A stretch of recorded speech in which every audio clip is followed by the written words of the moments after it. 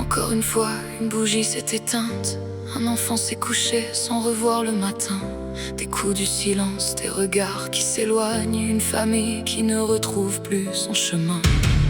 Encore une fois, les larmes remplacent les mots.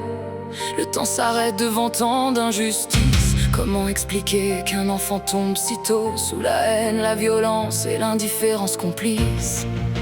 Qui protégera ceux qui n'ont que leur innocence? Qui répondra enfin devant leur absence? Encore une fois, le système a failli. Encore une fois, une vie s'est enfuie. Les promesses s'envolent, les discours reviennent, mais les familles portent seules leur peine. Encore une fois, jusqu'à quand faudra-t-il attendre pour que la peur cesse de grandir chez nos enfants?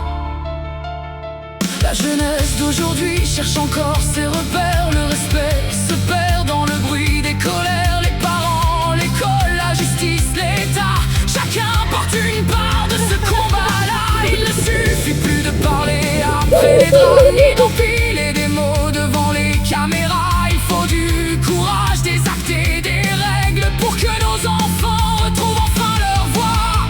Quand un enfant craint d'autres enfants, c'est toute une société qui vacille. Il est temps de regarder la vérité en face avant qu'une autre famille ne vive le même supplice.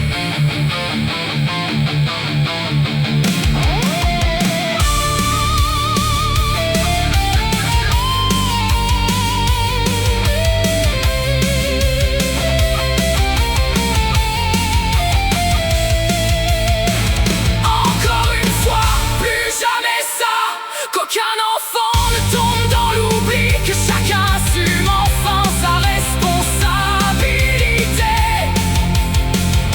Parents, institutions, citoyens réunis, parce qu'une vie d'enfant vaut plus que tous les discours,